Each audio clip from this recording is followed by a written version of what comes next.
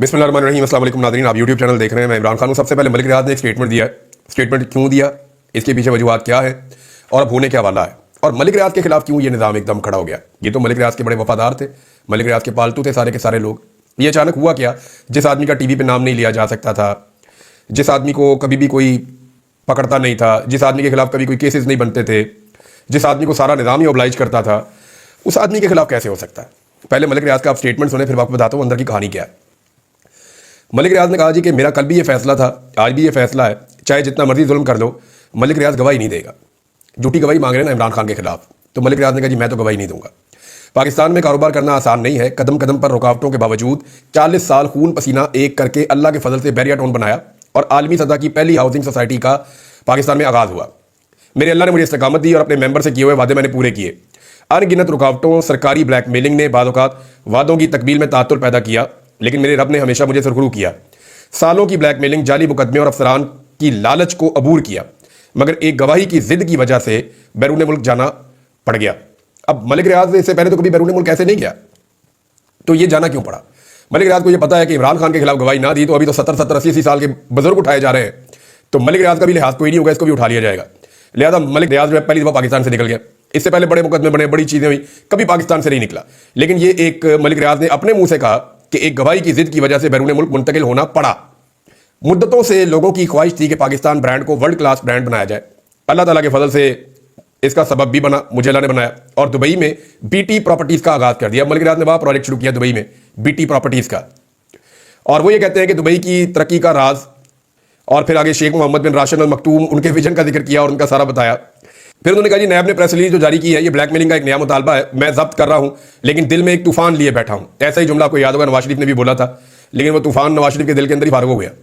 और अगर ये बंद टूट गया तो फिर सबका भरम टूट जाएगा। ये मत भूलना कि पिछले 25-30 सालों का सब राज सबूतों के साथ मौजूद है। ये तो बात ठीक है, मलिक रियाज के पास सारे नंगे हैं, बेशुमार राज मलिक रियाज के पास हैं, और मलिक रियाज को ये राज अफशा कर देने चाहिए ताकि पता चल जाए पाकिस्तान को किस किसने लूटा, किस किसने दो नंबरियां की हैं, कौन कौन रिश्वत लेता रहा है, कौन कौन प्लॉट्स लेता रहा है, कौन कौन फायदे लेता रहा है, किस किसने क्या क्या कमाया है, जरदारी ने क्या किया, बिलावल हाउस कैसे बना।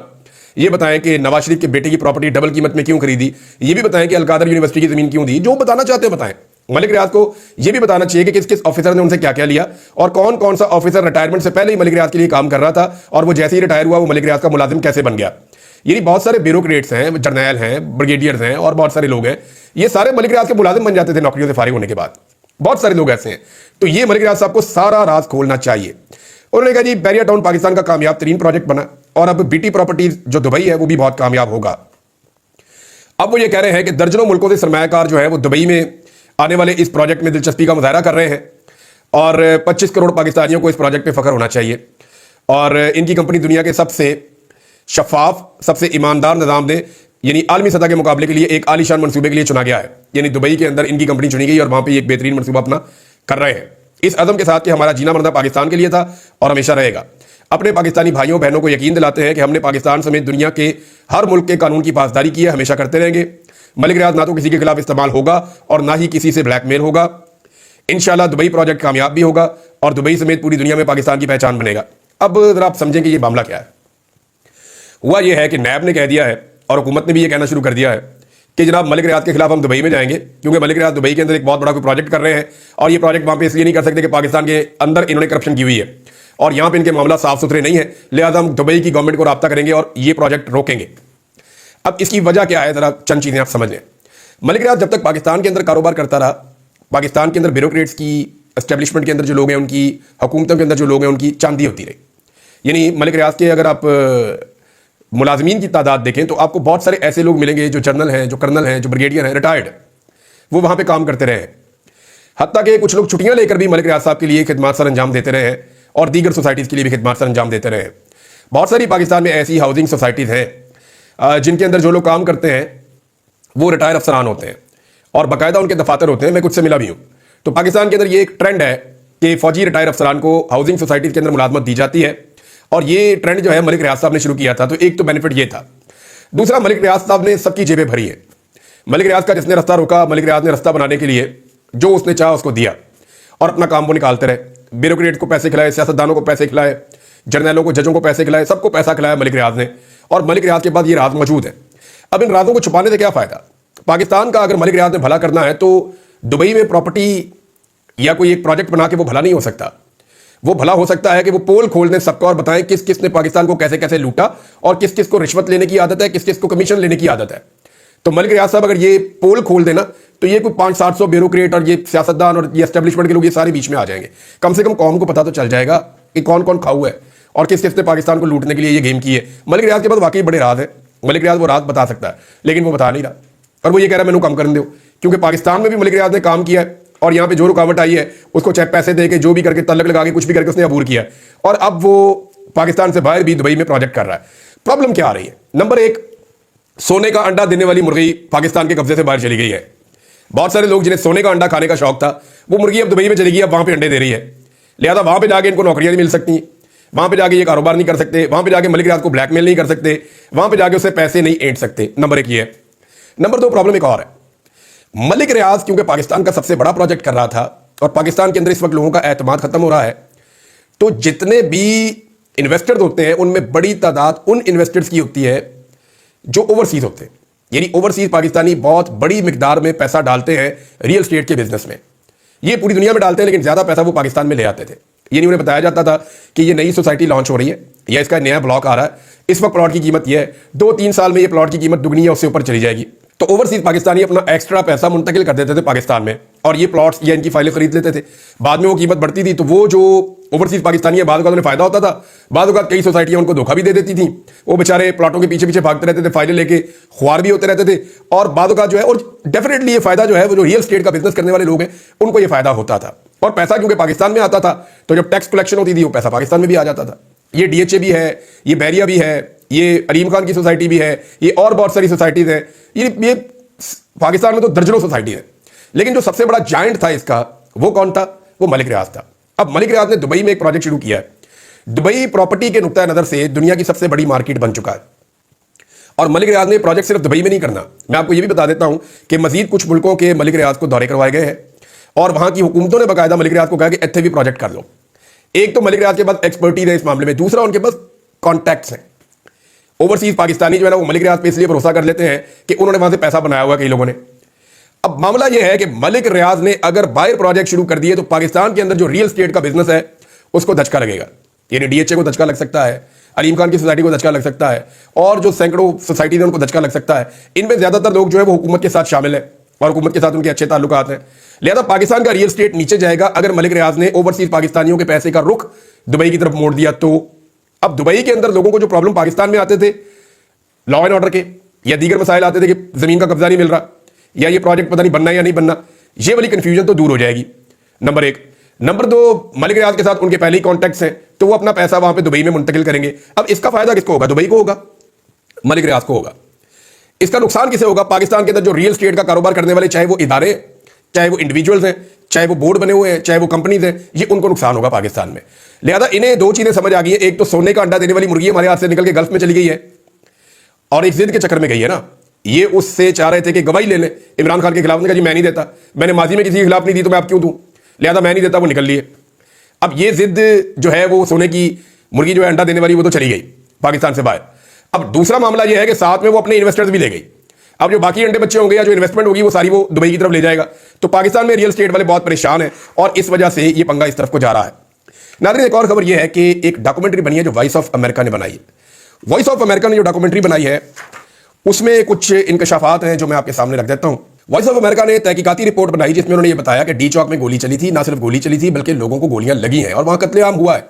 हुकूमत इस चीज से हमेशा भागती रही है और कभी भी इसके बारे में बात नहीं कर रही। अब वहां पे डोनाल्ड ट्रंप की हुकूमत बन गई अमेरिका में और वॉइस ऑफ अमेरिका की इसके ऊपर रिपोर्ट आ गई। वॉइस ऑफ अमेरिका ने बाकायदा याफिस खान का इंटरव्यू किया।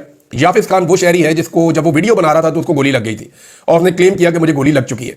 अब याफिस खान जो है वो इसको वो ले गए अस्पताल और ले जाकर उन्होंने इसका एक्सरे करवाया खुद वॉइस ऑफ अमेरिका ने, और उन्होंने देखा कि इसकी बॉडी में अभी भी गोली मौजूद है। इसके अलावा उन्होंने मजीद लोगों के बारे में बताया कि जनाब उनको भी गोलियां लगी हैं। यानी पेशावर में 11 गोली लगने वाले जख्मियों का इलाज हुआ है, ये भी बताया गया। और साथ इस रिपोर्ट में यह भी बताया कि पिम्स और पॉली क्लिनिक अस्पताल ने तफसीलात फराहम करने से अभी फिर इनकार कर दिया है। तो ये वॉइस ऑफ अमेरिका की रिपोर्ट जो है ये बड़ी इंपॉर्टेंट है। इस वक्त आलमी सतह पर गवाहियां पहले भी आ रही थी, अभी भी गवाहियां आ रही है और ट्रंप जो है वो वाकई बहुत गर्मी के साथ आया है और ट्रंप की जो सारी तवज्जो है وہ اس بات کے اوپر ہے کہ اس نے ڈیپ اسٹیٹ کو یا اسٹیبلشمنٹ کو شکست کیسے دینی ہے. ٹرمپ نے آتے ہی جو پہلا ایک بڑا قدم اٹھایا وہ اس نے یہ کیا کہ نیشنل سیکورٹی ایجنسی یعنی NSA اور CIA اور دوسری خفیہ انٹیلیجنس ایجنسیز کے جو ڈائریکٹرز ہیں ان کے سمیت 51 مختلف عہدیداروں کی سیکورٹی کلیئرنس جو ہے وہ ختم کر دی, یعنی ان کی سیکورٹی واپس لے لی ہیں اور ان پر اپنے اختیارات سے تجاوز اور آئین کی پامالی کی بنا پر مقدمے چلانے کا آرڈر بھی جاری کر دیا ہے. یہ امریکن اسٹیبلشمنٹ کو تار تار کر دے گا ایسا لگتا ہے ڈونلڈ ٹرمپ, اور امریکن اسٹیبلشمنٹ کے اوپر اس نے اٹیک کر دیا ہے. امریکن اسٹیبلشمنٹ دنیا کی سب سے طاقتور اسٹیبلشمنٹ ہے, وہ ڈونلڈ ٹرمپ سے الیکشن ہاری ہے, اور الیکشن ہارنے کے بعد انہیں اب پاکستان میں اسٹیبلشمنٹ نے عمران خان کو کیوں نہیں جیتنے دیا؟ کبھی آپ نے سوچا ہے؟ یہی خدشات پاکستان کی اسٹیبلشمنٹ کے بھی تھے. ڈونلڈ ٹرمپ امریکن اسٹیبلشمنٹ کو باندھ رہا ہے, امریکن اسٹیبلشمنٹ کو قانون کے دائرے میں لا رہا ہے, امریکن اسٹیبلشمنٹ کے خلاف قانونی کارروائی کر رہا ہے اور ان کی موج مستی ختم کر رہا ہے اقتدار میں آنے کے بعد, کیونکہ اس نے اسٹیبلشمنٹ کو شکست دی ہے ان انتخابات میں. اب اسی طرح سے پاکستان کی اسٹیبلشمنٹ کو ڈر تھا کہ اگر عمران خان نے ہمیں شکست دے دی اور وہ اقتدار میں آ گیا, شکست تو عمران خان نے دے دی, لوگوں نے لائنوں میں لگ کر ووٹ ڈالے اور لوگوں نے اینٹی اسٹیبلشمنٹ بیانیے پر ووٹ ڈالے اور عمران خان صاحب کو اکثریت دی, 2 اکثریت سے بھی زیادہ دی. اب عمران خان صاحب کو حکومت میں آنا چاہیے تھا, لیکن پاکستان کی اسٹیبلشمنٹ کو بھی اسی چیز کا ڈر تھا کہ اگر عمران خان اقتدار میں آئے گا تو ہمارا جو گرپ ہے, جو کنٹرول ہے پاکستان کے اوپر, وہ ختم ہو جائے گا اور عمران خان صاحب ایسے اقدامات کریں گے جن سے اسٹیبلشمنٹ کی پہلے جیسی وقت نہیں رہے گی. اب ناظرین ایک اور آپ کو خبر میں سناتا ہوں, عجیب و غریب خبر ہے. پاکستانی عجیب کام کر رہے ہیں کہ لاپتہ جو افراد کا کمیشن ہے اس کے اندر جناب تعینات کر دیا گیا ہے 85 سالہ بزرگ جسٹس ریٹائر فقیر محمد کھوکھر صاحب کو. اب آپ اندازہ کریں, لاپتہ افراد کا کمیشن ہے, بلوچستان سے لے کر آزاد کشمیر تک, خیبر پختونخوا سے لے کر پنجاب اور اسلام آباد تک, ایون سندھ میں بھی. پاکستان کا کوئی ایسا علاقہ نہیں ہے جہاں پہ لوگوں کو لاپتہ نہ کیا جاتا ہو.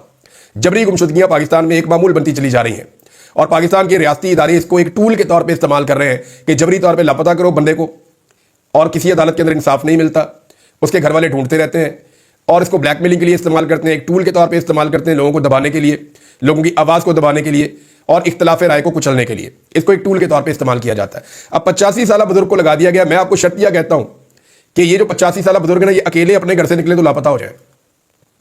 اس عمر کے اندر تو بندے کو رستے یاد نہیں رہتے. ان کو آپ اندرون شہر لاہور میں لے جا کے چھوڑ دیں اور دیکھیں اپنے گھر پہنچ جاؤ, یہ بغیر کسی کی مدد کے اپنے گھر نہیں پہنچ سکتے. یہ اتنی بڑی تعداد میں لاپتہ افراد کو ان کے گھروں میں پہنچائیں گے. یہ پاکستان کی ریاست اس سے زیادہ بھٹا اور برا مذاق کر نہیں سکتی.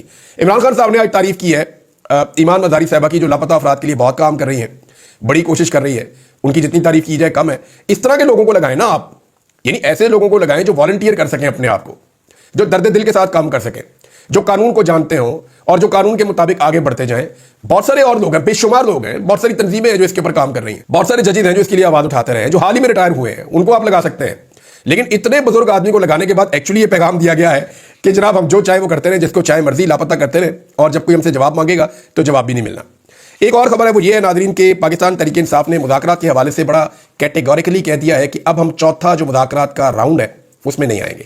اور اس کی وجہ پاکستان تحریک انصاف نے یہ بتائی ہے کہ اگر تو حکومت نے یہ حامی بھر لی کہ وہ جوڈیشل کمیشن بنانے جا رہی ہے اور اس پہ وہ بات کرنا چاہتے ہیں تو پھر تو بیٹھیں گے اور بیٹھ کر بات کریں گے.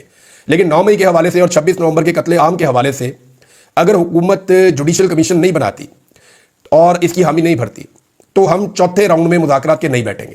یہ پاکستان تحریک انصاف نے کلیئرلی کہہ دیا ہے. جبکہ حکومت نے اس کے اوپر ٹائم مانگا. حکومت نے یہ کہا کہ جی ہم 28 جنوری تک آپ کو بتا دیں گے کہ ہم یہ جوڈیشل کمیشن بنا رہے ہیں یا نہیں بنا رہے. میری اطلاع کے مطابق جوڈیشل کمیشن تو نہیں بنائیں گے, کیونکہ رانا ثناء اللہ صاحب نے بڑا کلیئرلی یہ بتا دیا ہے کہ جناب اس کا مطلب تو یہ ہے کہ ہم گلے میں رسا ڈال کے پاکستانی اداروں کا وہ پاکستان تحریک انصاف کے ہاتھ میں پکڑا دیں کہ آپ ان کو جھٹکے مارو. تو ایک طرح سے یہ رانا ثناء اللہ صاحب کا اعتراف جرم بھی ہے کہ اگر جوڈیشل کمیشن بنا اس معاملے پہ, یہ جو 2 معاملات ہیں, اگر ان 2 معاملات کے اوپر جوڈیشل کمیشن بنا تو پھر اس میں پاکستان کے ادارے پھنس جائیں گے. ایک طرح سے یہ اعتراف جرم ہے کہ پاکستان کے اداروں نے 9 مئی اور 26 نومبر کیا ہے, اور اگر جوڈیشل کمیشن بنا تو اس کا مطلب یہ ہوگا کہ پاکستانی ادارے پھنس جائیں گے اور پاکستان تحریک انصاف کا موقف درست ثابت ہو جائے گا, لہذا ہم یہ کر نہیں سکتے. ناظرین عادل بازوئی والا جو کیس ہے وہ بڑا دلچسپ رخ اختیار کر گیا ہے. پاکستان تحریک انصاف نے یہ کلیم کیا ہے, عمر ایوب صاحب بھی یہ کہہ رہے تھے کہ نواز شریف اور شہباز شریف دونوں کی سیٹیں جا سکتی ہیں عادل بازوئی کے کیس میں. معاملہ یہ ہے کہ جو جعلی حلف نامہ دیا گیا ہے عادل بازوئی کا, جعلی ایفیڈیوٹ, اس میں عادل بازوئی نے کیس کر دیا ہے اور سپریم کورٹ آف پاکستان نے الیکشن کمیشن کو یہ باقاعدہ کہا ہے کہ جج, جیوری اور پروسیکیوشن کا کردار آپ ادا نہیں کر سکتے. اس سے پہلے بھی آپ کو یاد ہوگا قاضی فائز عیسیٰ کے دور میں باقاعدہ یہ آبزرویشن آئی تھی سپریم کورٹ آف پاکستان کی, جس میں سپریم کورٹ آف پاکستان نے بار بار یہ کہا تھا کہ الیکشن کمیشن تو ایسا لگتا ہے کہ ایک پارٹی ہے, یعنی وہ جو مخصوص نشستوں والا کیس ہے اس میں الیکشن کمیشن ایسا نہیں لگتا کہ وہ ایک نیوٹرل ایک باڈی ہے کہ کسی کو بھی مخصوص نشستیں جائیں سپریم کورٹ یہ فیصلہ کر دے. نہیں, الیکشن کمیشن تو وہاں پہ ایک پارٹی بنا ہوا تھا کہ نہیں, ہر حال میں نے پی ڈی ایم کی جماعتوں کو اور اسٹیبلشمنٹ کی مرضی اور منشا کے مطابق میں نے مخصوص نشستیں دینی ہے. میں نے پاکستان تحریک انصاف کو اس کی مخصوص نشستیں نہیں دینی ہے. صاحبزادہ حامد رضا کے مدرسے کے اوپر ناظرین ایک اٹیک کیا گیا ہے, اور یہ جو اٹیک ہے یہ ان کے مدرسے کے اوپر کیا گیا. پنجاب پولیس کی بہت بڑی ریڈ ہوئی ہے وہاں پہ. وجہ یہ ہے کہ وہ ایک پریس کانفرنس کرنا چاہ رہے تھے اور ان کو روکنا چاہ رہی ہے پنجاب پولیس. اب آپ اندازہ کریں کہ ایک طرف مریم نواز جو ہے وہ جہاں دل کرتا ہے وہاں چلی جاتی ہے, جو دل کرتا ہے وہ پولیٹیکل ایکٹیویٹی کرتی ہے, جبکہ اپوزیشن کو ایک پریس کانفرنس کرنے کی اجازت نہیں ہے.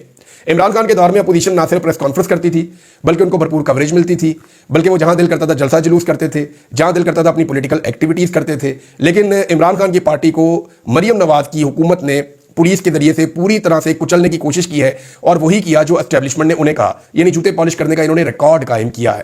مریم نواز نے ایک اور بڑی لمبی چھوڑ دی. انہوں نے کہا جی 130 سال کا ریکارڈ میں نے توڑ دیا ہے. وجہ یہ انہوں نے کہا کہ مریم آباد کے لوگوں نے کہا مجھے, کیوں مریم آباد جو ہے وہ اقلیتی لوگوں کی ایک علاقہ ہے, تو انہوں نے کہا جی مریم آباد کے لوگوں نے کہا کہ 130 سال کے بعد ہمیں کوئی حکمران ملا ہے. مجھے سمجھ نہیں آتی کہ مریم نواز کو تقریر لکھ کر کون دیتا ہے. نواز شریف کو اور شہباز شریف کو ڈھونڈ کے جوتے مارنے چاہیے کہ یار ہم بھی یہاں پہ وزیر اعلیٰ رہے ہیں. یعنی مریم نواز کی تعریف کرنے کے چکر میں باپ کا اور چچا کا اور کزن کا سب کا کریڈٹ کھا گئی. یعنی نہ شہباز شریف نے کچھ کیا, 3-4 دفعہ وزیر اعلیٰ رہا, نہ نواز شریف نے کچھ کیا وہ بھی پنجاب کا وزیر اعلیٰ رہا, نہ حمزہ شہباز نے کچھ کیا وہ بھی پنجاب کا وزیر اعلیٰ رہا. تو پنجاب کے اندر اس کے باپ دادا نے کبھی کچھ نہیں کیا, جو کیا مریم نواز نے کیا, اور وہ بھی ابھی کیا. اور ایک جناب کارڈ جاری کر دیا اقلیتوں کے لیے, اور اس میں ایک مہم چلائی جا رہی ہے, اور قرضے کے پیسے سے مہم چلائی جا رہی ہے. آپ اندازہ کریں, اخبارات کے اندر روزانہ ان کا منہ چھاپ دیا جاتا ہے, کبھی آدھے صفحے کا کبھی پورے صفحے کا, اور دڑا دڑ اخبارات کو یہ اشتہارات دے رہے ہیں. یہی ایک وجہ ہے کہ اخبار ان کے خلاف لکھتا نہیں ہے, میڈیا ان کے خلاف بولتا نہیں ہے. یہ میڈیا کو اشتہارات دیتے ہیں, اخبارات کو اشتہارات دیتے ہیں, الیکٹرانک میڈیا کو اشتہارات دیتے ہیں. اور یہ سارے جو شوق ہیں ان کے وہ حسینہ واجد والے ہیں. کبھی یہ کسان کارڈ کی بات کرتے ہیں, کبھی یہ منیورٹی کارڈ کی بات کرتے ہیں, لیکن جو کارڈ اصل میں ہر آدمی کو سہولت دے رہا تھا, صحت کارڈ جو پاکستان تحریک انصاف نے جاری کیا تھا, جس سے ہر پاکستانی کو مفت علاج مل رہا تھا, وہ کارڈ انہوں نے پاکستانیوں سے چھین لیا. ناظرین کچھ اور خبریں ہیں, وہ اہم خبریں میں آپ کے ساتھ شیئر کرتا ہوں, کیونکہ سپریم کورٹ آف پاکستان سے بڑی بڑی خبریں آ رہی ہیں, اور سپریم کورٹ آف پاکستان کے اندر ایک بحران شدت اختیار کرتا چلا جا رہا ہے. جسٹس منصور علی شاہ صاحب جو ہے وہ خبروں کی زینت ہے اور مرکز نگاہ ہیں, جبکہ چیف جسٹس آف پاکستان یحییٰ آفریدی کا تو نام بھی یاد کرنا پڑتا ہے اور وہ منظر سے بالکل غائب ہے. آئینی بینچ اور آئینی عدالت نے سپریم کورٹ آف پاکستان کے اختیارات کو لگتا ہے سلب کر لیا ہے, اور یہ چیزیں سپریم کورٹ آف پاکستان میں اریٹیشن کا اور ایک تنازع کا باعث بن رہی ہیں. اس پہ بات کریں گے اگلے ویلاگ میں. اب تک کے لیے اتنے, اپنا خیال رکھیے گا, اپنے چینل کا بھی. اللہ حافظ.